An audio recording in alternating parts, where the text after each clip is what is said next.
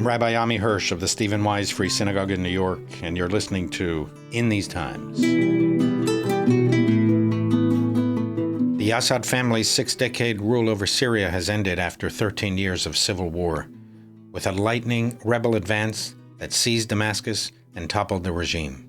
To help us understand how this happened, seemingly out of nowhere, and what this means for Syria, Israel, the Middle East, and the rest of the world, I asked analyst, researcher, and journalist Dr. Jonathan Spyer to join me today.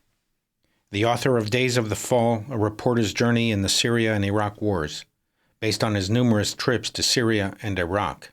He's also reported extensively from Ukraine, and he fought in the IDF during the Second Lebanon War. Dr. Spyer is one of the foremost experts on the Levant, and yet... Let me just say that had we been having this conversation 11 days ago, I would not have predicted that Hayat Tahrir Sham was about to go barreling down Syria and take Damascus.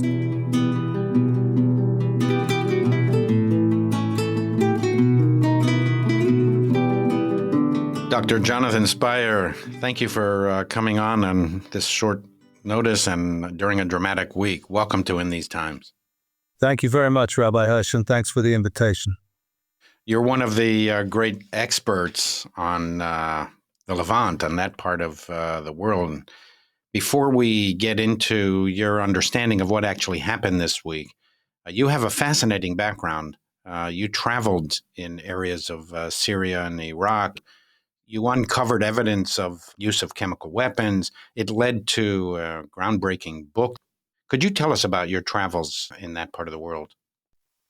Absolutely, yeah. I mean, basically, when the Syrian war broke out in 2011, 2012, I had already been seeking to report actively in the Levant and in Iraq for about 5 years at that time, 5-6 years. And of course, when the war broke out, this created an enormous opportunity. We were all kind of aware that, we were witnessing history in the making. And in a way, precisely because ground reporting became quite difficult and quite challenging at that time, it also became enormously valuable. That's to say, there was a huge amount of information in there, which people just weren't necessarily getting. So I, like many others at that time, kind of made it my mission. I mean, I was already a field reporter, but I sort of made that a very, very central part of my work. Pretty much for the subsequent, 7-8 years, going regularly into Syria, regularly into Iraq, and seeking to report from all sides and from all angles with all the combatant sides who were willing to listen to speak to me. What year did that begin? Well, I mean, the very first sort of reporting trip of that kind that I made was actually to Lebanon in 2007. But I would say in terms of reporting the Syrian war, and of course the Syrian crisis broke out in 2011, and I made my first trip into Syria, war-torn Syria, so to speak, in early 2012, in February, March of 2012. And who were you working for? At that time, the papers that I wrote from that trip was actually the now defunct Weekly Standard magazine, the Tablet magazine, the Jewish magazine, and the Jerusalem Post. Those were the three papers that I kind of had deals with for that first trip, which was to Idlib province, which is, of course, later on turned out to be, a very, very historic ground for the Syrian revolution. I do remember a young guy in Idlib at that time saying to me, his name was Muhyiddin, he made the prediction to me, this thing started in Idlib and it will finish in Idlib. And for many years I thought, well, that was a cute prediction. And as it turns out, he was exactly and precisely right, that the force that eventually destroyed the Assad regime was made possible out of Idlib province and rebel control of it. You traveled through pretty rough territory and interacted with pretty bad guys. And you're Jewish. I think you were Israeli at that time as well as being a UK subject. Did that cause any problems for you? Were you afraid? It takes a certain kind of person to go in there and do what you did. I mean, it does very much depend. As I said, I was trying to work with all the different sides in the conflict. And I would say that both with regard to security arrangements and with regard to how they would relate to Jewish or even Israeli people, it varied as to who you were dealing with. The easiest people to work with were the Kurdish fighters. Both in Iraq and Syria, everything was very above board. Of course, with the Sunni Islamist rebels, and all the more so with pro-Iran elements. That was not the case. And there was a need to have a certain degree of security. It often went up to the point of having to have assumed identities and assumed biographies and all that kind of fun stuff. With regard to the Sunni Islamist rebels, it was often very chaotic on their side. So it was kind of possible just to sort of turn up and be whoever, and they would, just kind of welcome you in and say, well, okay, if you're here, you can come and work. So it really did vary very much depending on who we were dealing with. And of course, I interviewed ISIS people also, but I was never able to enter the ISIS-controlled territory. I interviewed ISIS members in southern Turkey, close to the border. And there, of course, it goes without saying, there was a need for an assumed identity and an element of that type of work. But you didn't obsess about being kidnapped or harmed in some kind of way. No, I didn't, because I think when you're dealing with any type of work where there's also, let's say, an element of physical danger of any kind, really, people will always tell you that you've got so much to do. You're not sort of there to experience risk. You're there to do a particular task that you've set yourself. And so you have so much to think about to get that right and to do it effectively that generally you just have time to be thinking about being frightened. Listen, you guys who go in there for the sake of the story and for the sake of uncovering certain truths that are hidden from the rest of us, you have a certain makeup, and it's really an admirable thing. And the world owes you a lot, because what you uncovered there is directly relevant to the future of not only that part of the world, but the West as well. So if I can ask you now to explain what happened this week. Are there any good guys there? So Assad fell. He was a terrible person, but are the forces that overthrew him any better in terms of their approach to their own populations, let alone relationships with the West? I think it's complex, and we do have to differentiate between the very different elements on the opposition side. And I'm not going to go on to say, and there's a bunch of them that are, absolutely tremendous and virtuous, not that, but there are gradations there.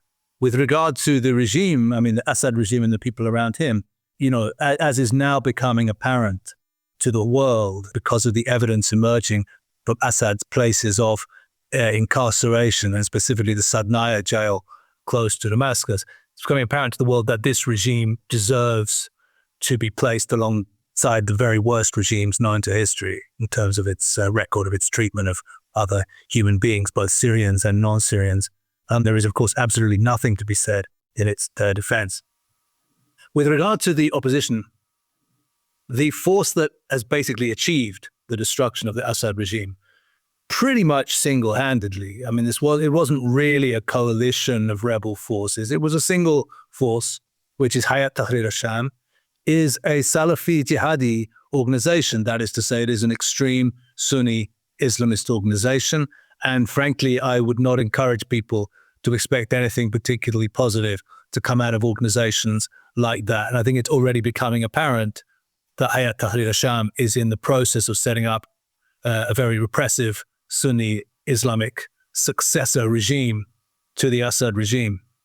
Where the caveats and complexities come in, I would say, are in two areas. Firstly, in the south of Syria, there were also small rebel groups that mobilized in Dara province, Druze forces in Sweda province, when it became apparent that Assad looked like he was going to fall.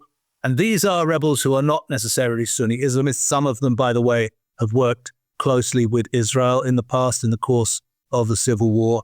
These are, local fighters who wanted to rid themselves of a repressive regime. They are not as significant as HTS. HTS is going to make the government, but we certainly shouldn't forget them. And lastly, of course, with regard to the Kurdish forces that control, currently at least, 30% of Syria, namely Syria east of the Euphrates, those are the forces that united with United States and Western air power in order to destroy the Islamic State Caliphate a decade ago. And in so doing, I think performed vital work for humanity. So while they are not by any means a perfect administration, those are forces that are certainly worth aligning with and certainly worth defending. I want to have you help us understand what was the background to this lightning overthrow of Assad, and then what, in your view, will happen in the coming period. Do you pay credence to the suggestion that in one way or another, you can track what happened during the last 2 weeks to October 7th and to Israel's response? Okay, so that's a very interesting way of framing that vitally important question. First of all, with regard to the issue of October 7th, yeah, I do. I do think there's a connection. It's simply in the following terms. Assad's problem, Assad had a number of problems that caused him to fall, but a central one this time around was that the forces that mobilized to help him a decade ago didn't mobilize this time. One is Russia, of course, and the other was Iran and its various proxy and client allies. And this time, neither of those mobilized. With regard to Russia, Israel's actions since October 7th had no relevance. Russia did not intervene because it's bogged down in a massive strategic challenge, namely trying to push forward in its invasion of Ukraine. But the second component, namely the inability / unwillingness of the Iranians this time to mobilize in support of their friend in need, the Syrian dictator, I think does derive directly both from the fact that Iran is still engaged in a several front war with Israel, and maybe even more tangibly, that the main paramilitary client or proxy that Islamic Republic of Iran used a decade ago and would have used again had they been able to this time around, namely the Lebanese Hezbollah organization, is currently in a state of absolute disarray. And that is directly related to Israel's actions, not since October 8th, 2023, actually, but basically since September of this year. The assault, which Israel has basically subjected Lebanese Hezbollah to since September, has effectively decapitated that organization, killed, of course, its historic strategic leader, Hassan Nasrallah, but also the next couple of layers of leadership below him, crippling the organization's fighting capacity and taking down a massive number of its rank and file fighters, to the extent that Lebanese Hezbollah simply was not able to mobilize.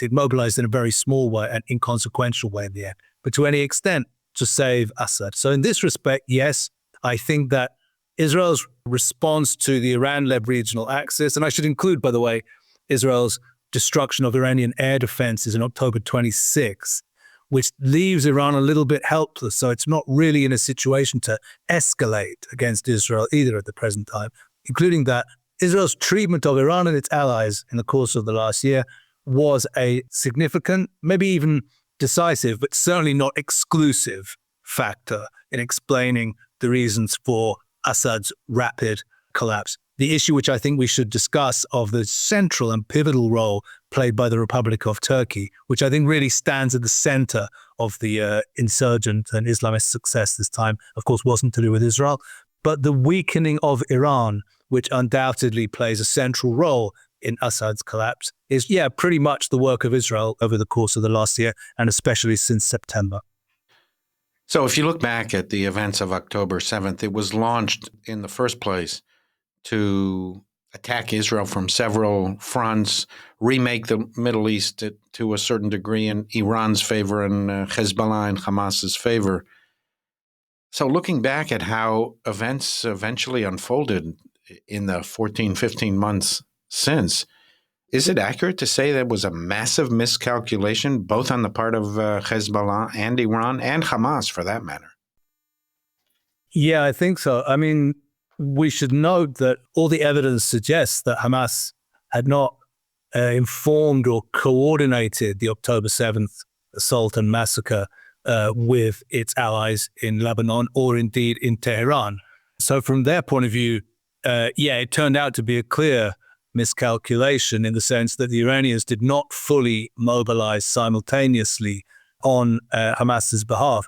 By the way, many people here in Israel have said to me, including people from border communities and people involved in security, that had the Iranians and Hezbollah mobilized simultaneously with Hamas coming from Gaza on October 7th, things might have looked a lot different. In other words, some of the stuff that Iran and Hezbollah have done since October 7th, had they done it on the same day as Hamas's assault, Israel would have faced a much more difficult situation, but they didn't. So yes, they mobilized piecemeal and partially. And as it turns out, I think in terms of, the results being what matters here, it was a massive miscalculation.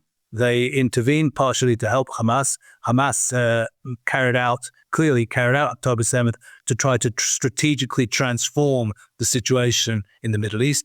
And arguably, they have strategically transformed the situation in the Middle East, but not to their benefit. It now looks like the main strategic result of October 7th is the decline and near collapse of the Iran-led regional alliance and the thwarting or defeat, if I can put it that way, of Iran's strategy of use of proxy militias in order to advance Iranian power across the Middle East. And that's good for Israel, right? No matter what eventually develops in Syria, the fact that the Iranian axis has been so weakened, at least in the short term, is good for Israel. Do you agree with that? Yeah, I do. There is no downside from an Israeli point of view to the weakening of the Iran-led regional axis. It has been the central enemy of Israel over the last decade or decade and a half. But it doesn't mean, of course, that what's coming next or what's coming to fill the vacuum left by the decline or retreat of Iran is necessarily positive. So I want to ask you, do you think it's fair to suggest that Israel's unwillingness to abide by the American preference, they were always worried about starting a regional war, and they cautioned against going into Gaza, they cautioned against Philadelphia, they cautioned against Rafah, they cautioned against launching a full-scale war on Hezbollah. In retrospect, do you think that the Americans were overly cautious and it's a good thing that the Israelis, in the end, decided to ignore that advice? I would say advice. You could even call it pressure, really. Pressure. There was pressure, as we know. We're probably going to find out in the future that there was more pressure than we even currently know about. Do I think it was a good thing? Yeah, unambiguously, I do think that it's a good thing. Indeed, I think that friends of the United States, of whom I'm certainly one, and I think most people in Israel certainly are too, might want to suggest that it may even be possible that there's even maybe a lesson in this here for America. I mean, let's remember that the United States has had two very major involvements in the Middle East over the course of the last 2 decades, the invasions of Afghanistan and Iraq. And in my estimation, both of those ended in clear defeats for the United States of America. And both of them were conducted along lines that Israel very clearly has not been trying to emulate in the course of the last year. Israel has been adopting a very, very different approach, not an approach based on trying to work with local partners or strengthen local partners, not an approach based on hearts and minds, an approach absolutely based on kinetic action, if I can put it that way, and very good intelligence work and very judicious use of air power in particular. Now, it's a very different way of doing this. It's a very different way of dealing with arguably some quite similar enemies, by the way, and in some cases, even the same enemies as the ones that the Americans were fighting in Iraq and maybe even in Afghanistan too, in the sense of Sunni political Islam. And I think it's produced very different results. So yeah, I think that Israel was right not to take the advice in a certain sense of folks whose track record, at least when it comes to conflict in the Middle East over the last decade or two, is not stellar, let's say. And I think from that point of view, the events of the last year may indeed be a subject for some study by students of policy and strategy and military affairs.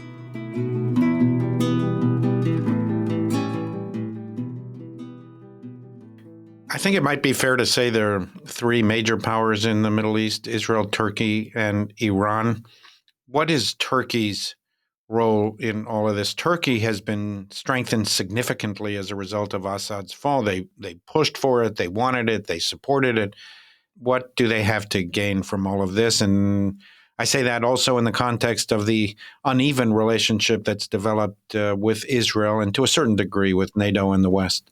I should preface the remarks I'm about to make by saying that I am very much not a friend of the current Turkish government or regime. I certainly like Turkey very much, the country, and I've spent a considerable amount of time there. But this is not in any way, I think, a positive regime. The reason why I wanted to preface those remarks is because I'm about to say something very praising of the Turkish government and of its leader, President Erdogan, namely that it was his strategic foresight more than any other single factor that led to the possibility of Hayat Tahrir al-Sham's victory in the course of the last 2 weeks. What do I mean by that? It's a very plain and clear point. 5, 6, 7 years ago, the world, including the West, including Israel, was saying, okay, the Syrian rebellion is basically done. Assad has won, Iran and Russia have won. This thing is finished. You can say it's a good thing, you can say it's a bad thing, but it's a reality. And the only significant country that stood out and that said, no, well, we're just not abandoning the Sunni Arab rebellion.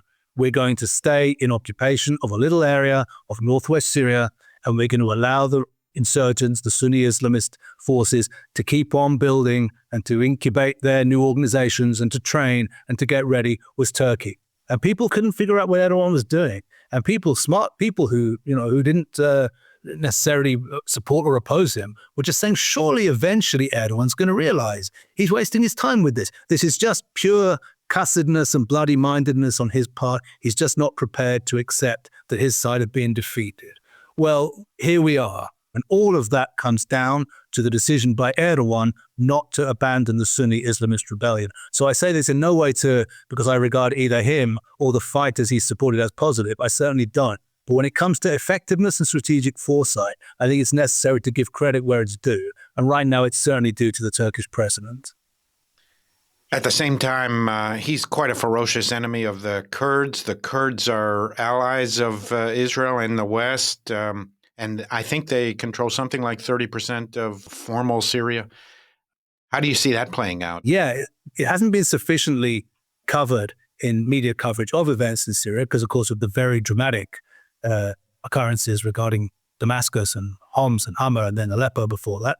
But there is a second offensive underway erupting out of Turkish-controlled northwest Syria, being carried out by a parallel insurgent force to Hayat Tahrir al-Sham, I think called the Jaish al-Watani al-Suri, or Syrian National Army, which is in its entirety a creation of the Turks. And this force is conducting its fight against the Kurds.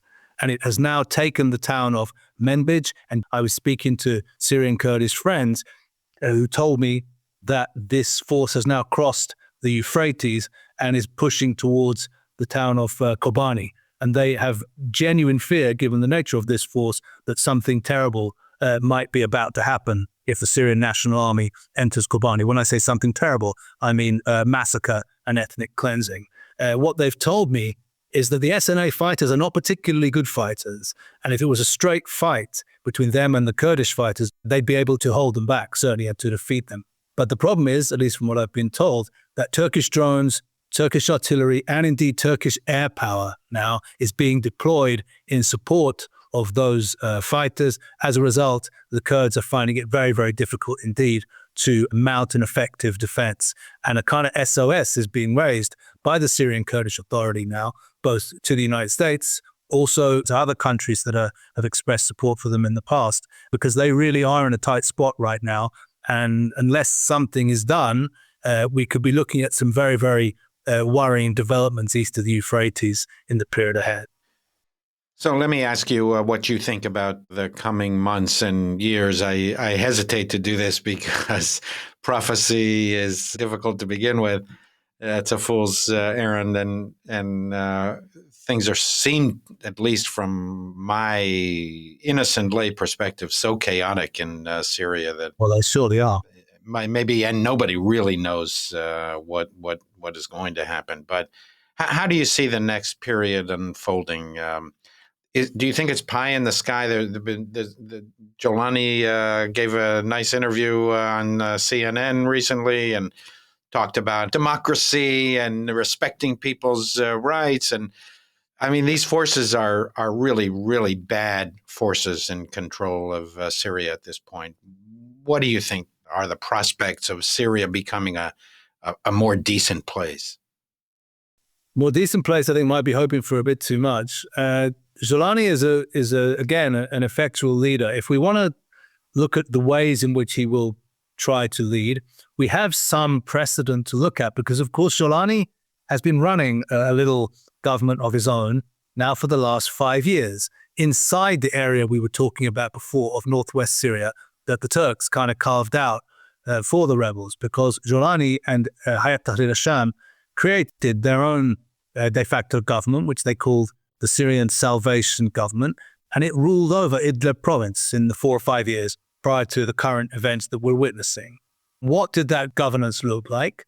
Well, it wasn't the Islamic State Caliphate. In other words, it wasn't the sort of lurid celebration of everything that was evil and wicked in the human possibility in the way that Islamic State was. It wasn't something utterly insane of that kind.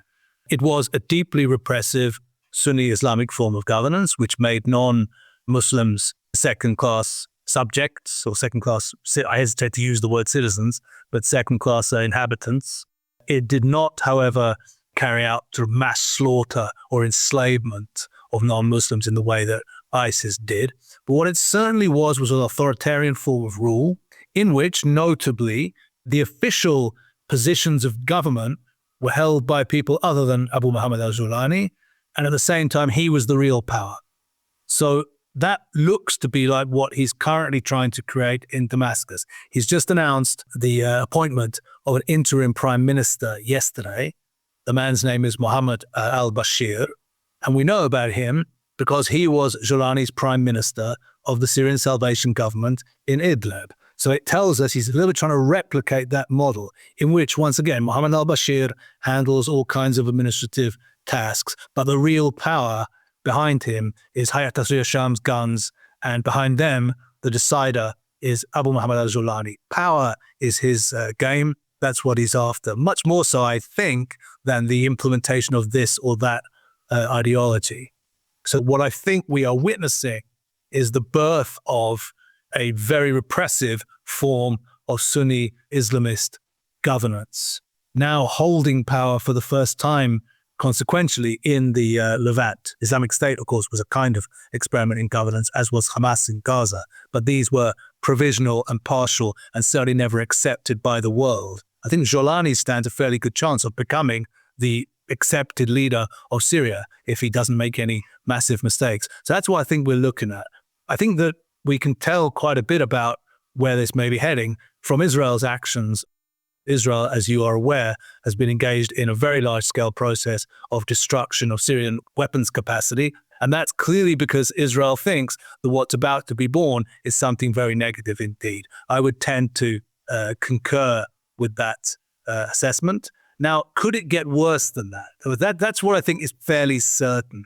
Could it be something worse than that? Could we be heading for a kind of Libya scenario in which this new government doesn't succeed at even creating order, even in its own repressive terms across Syria, but rather we have a kind of fragmentation and ongoing war between different forces inside broken Syria? That's possible too. That's kind of the other possible scenario, I would suggest, one in which rather than Jolani sort of putting a repressive hold over the country, instead you have the emergence of a Jolani-dominated administration, but then you have other forces within the former rebels who are not satisfied with what he's done, who start to organize against him, who start to seek to undermine him, that you would also have elements from the former regime who are very worried now, that you would have those people trying to organize maybe with the help of Iran, the help of Lebanese Hezbollah, and that you would also have the Kurdish forces holding out, as I hope they will, east of the Euphrates and keeping their authority going. And then you'd have a kind of Libya situation of a sort of fragmentation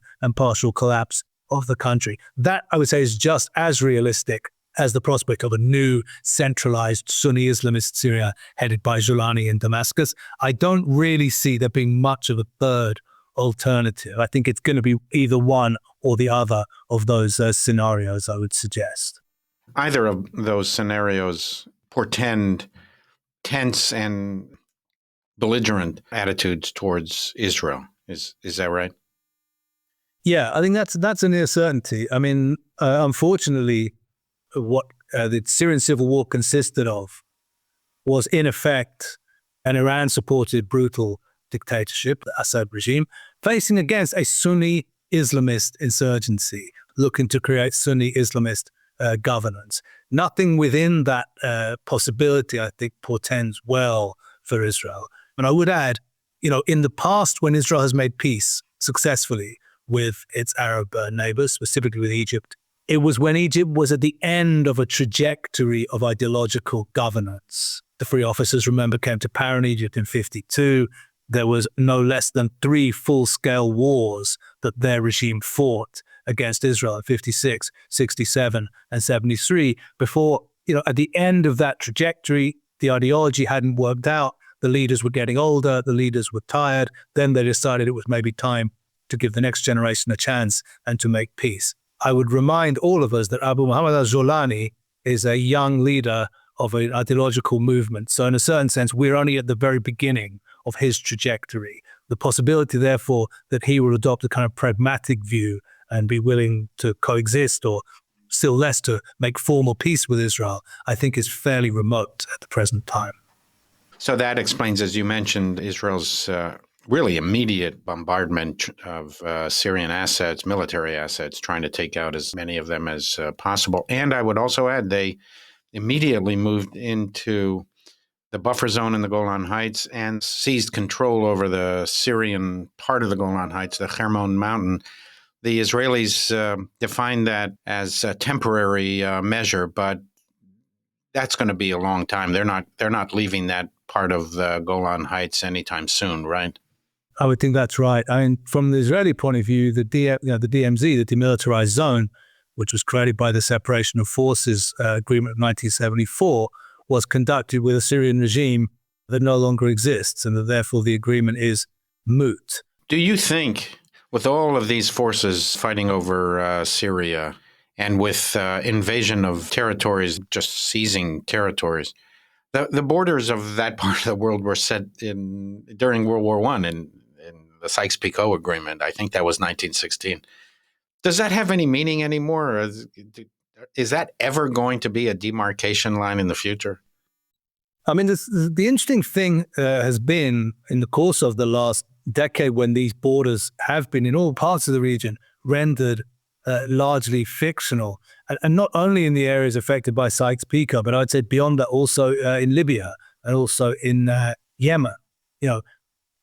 Official state borders have been rendered largely fictional. You could even argue, in the case of Israel, or the area between the Jordan River and the sea, that the emergence of the Hamas enclave was kind of a similar thing, where a de facto statelet, a kind of de facto terrorist sovereignty came into being without any official recognition. But what's been notable in the case of Iraq and Syria and Yemen, I would say, and Libya too, is on the one hand, the borders have become largely fictional. On the other hand, there is an enormous reluctance on the part of the international community, I don't like the term, but the states of the world, to formally recognize new borders.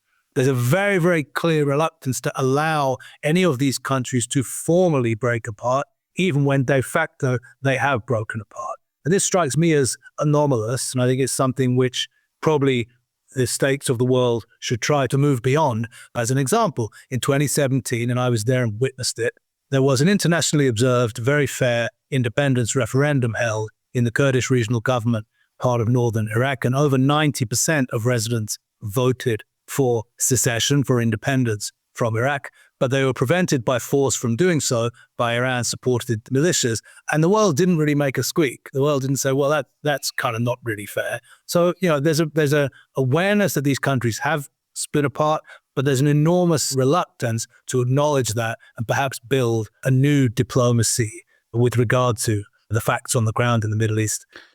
Two more brief questions. I know you can spend hours on them, but I want to talk to you about the Americans and then finally about the Iranians. What do you think? There's a new administration coming in. What do you think the American approach should be, and what do you think it will be? What I think it should be, we've discussed earlier that the Iran-led regional axis has taken a number of very significant hits over the course of the last year. The Iran-led regional axis is, of course, committed to Israel's destruction, but it's also committed to the expulsion of the United States from the region and to acquiring dominance over US-associated countries, notably in the Persian Gulf area.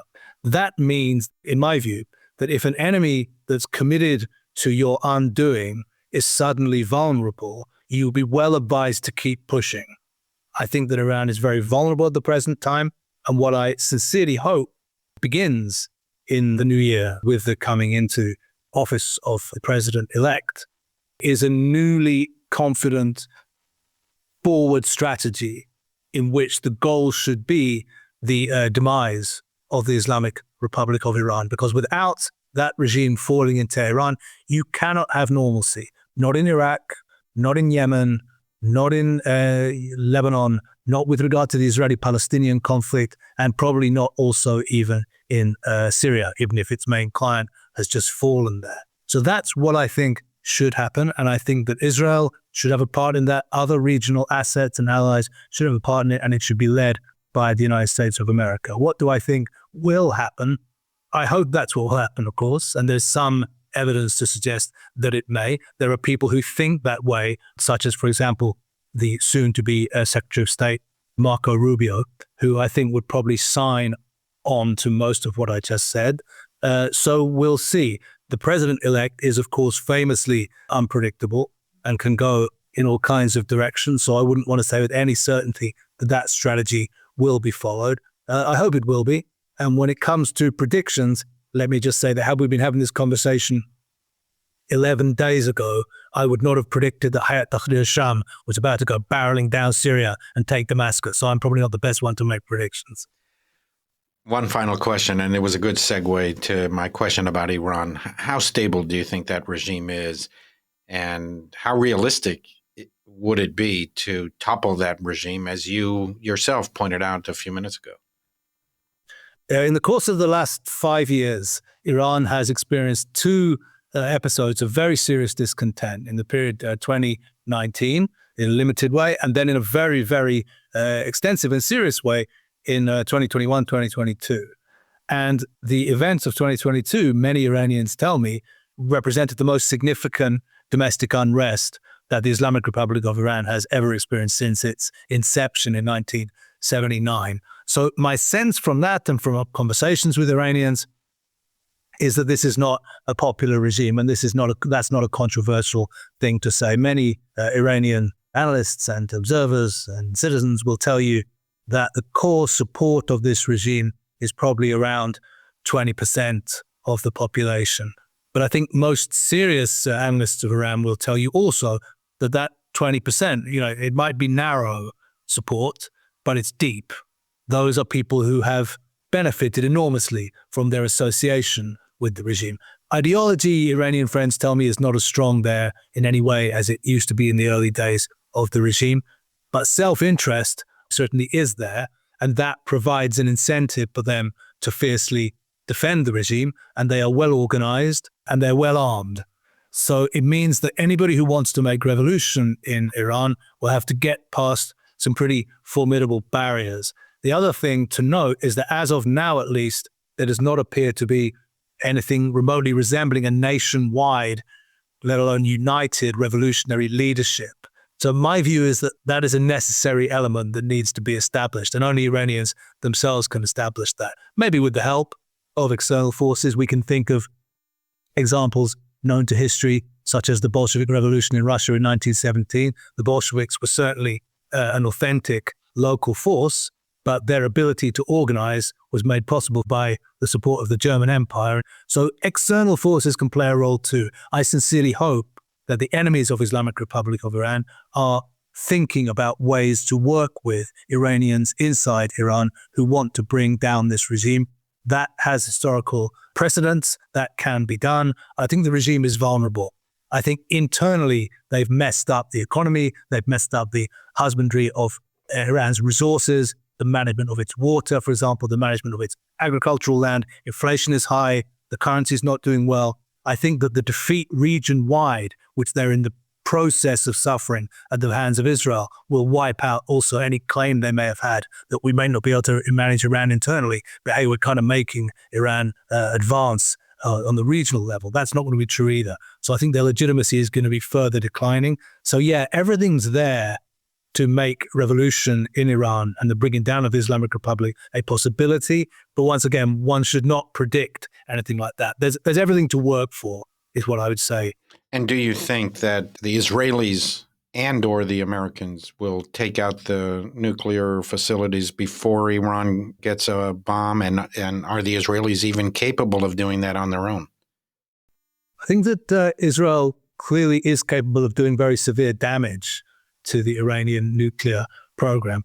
Taking it out once and for all, completely and conclusively, probably not. It's not even clear that America can do that, in the sense that in the Iranian case, unlike in the previous Syrian or Iraqi cases, the nuclear know-how in Iran is produced by the Iranian higher education system. In other words, these aren't foreign specialists coming in to Iran. So I mean, if the knowledge is there, then even if the current program was destroyed in its entirety, you could still theoretically, pick up the pieces and start again.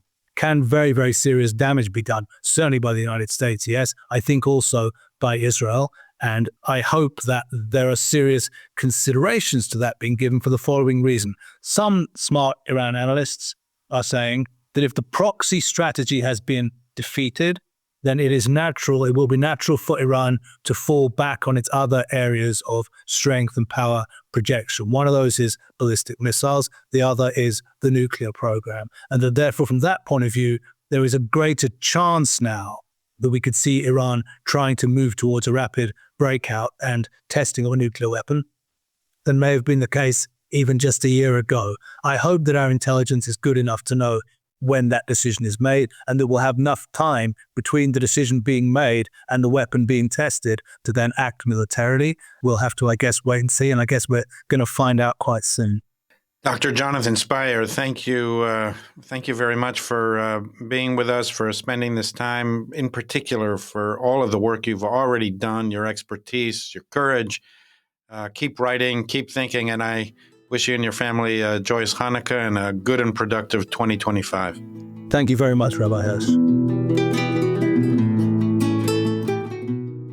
When leaders launch wars, what may begin with tactical victory often ends up in catastrophic defeat.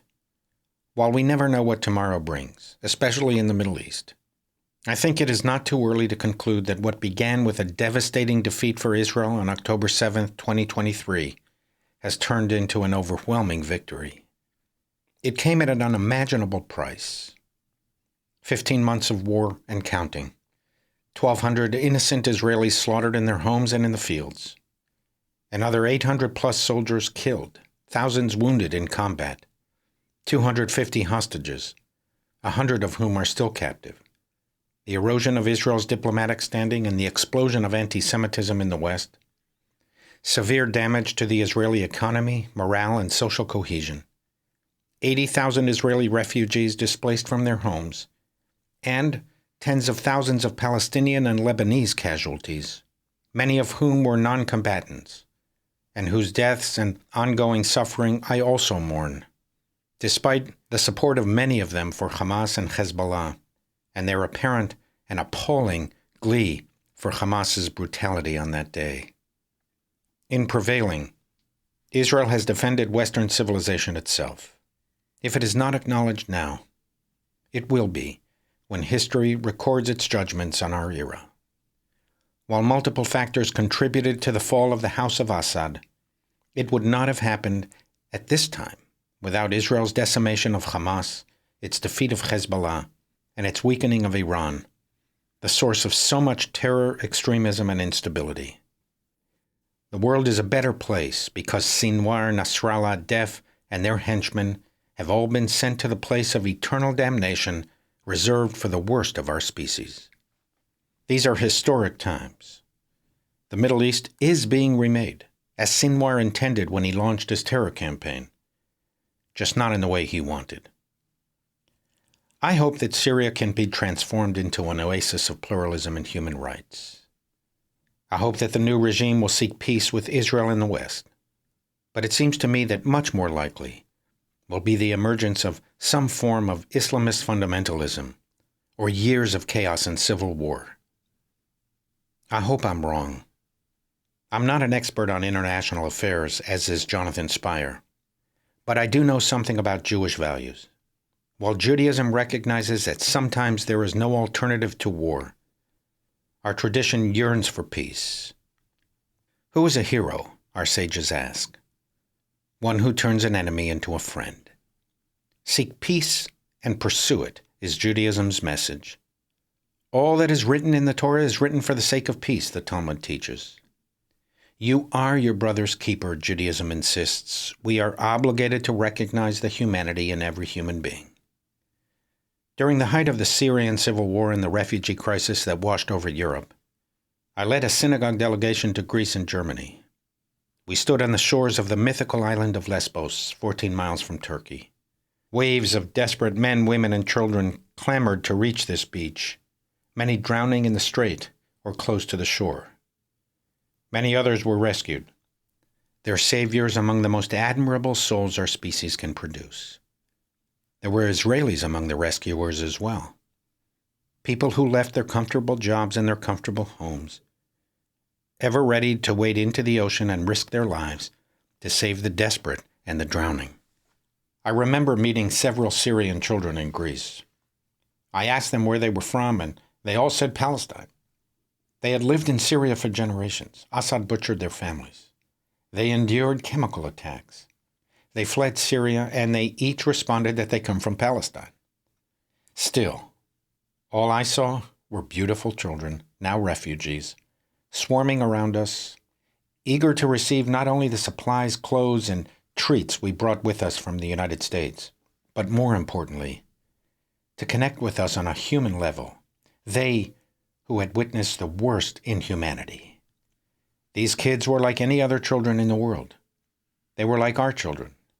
I could envision them on any playground and in any school in America, excelling in any endeavor that we value.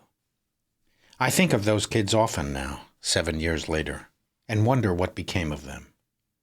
I met a Yazidi young man, so traumatized by his period of captivity in ISIS and his subsequent escape, that he couldn't even be in the same room as he told his story. One of the social workers had to read it for him. I met a young Yazidi woman who was a slave of ISIS. What she endured was obvious. She did not have to spell it out. She wanted to meet nonetheless and to tell her story. She told it in 3-word sentences, her eyes cast downward, exposing agonies that would never vanish. This is who we are. This is human nature. We inflict the most horrendous brutality on each other. But we are also those who waited on the other side on freedom's shores. They too told harrowing stories of rescue and daring, wading into the ocean to pluck the floundering from the jaws of death. They recounted how they left high-paying, high-flying jobs to attend to the lowest of human beings. Jewish sages asked, why did God choose to put the divine presence in the burning thorn bush, that ugly, stout shrub? Why not some majestic oak or cedar of Lebanon that would symbolize the majesty of God? The sages teach, God put the divine presence in the lowest of trees to remind us that God is present in the lowest of human beings. There are people in our world who take that seriously. Be with them. Support them. Become one of them. I love this poem by Seamus Heaney. Human beings suffer. They torture one another. They get hurt and get hard. No poem or play or song can fully right a wrong inflicted and endured. So hope for a great sea change on the far side of revenge. Believe that a further shore is reachable from here. Believe in miracles. That means someone is hearing the outcry and the birth cry of new life at its term. It means once in a lifetime that justice can rise up and hope and history rhyme. Until next time, This is In These Times.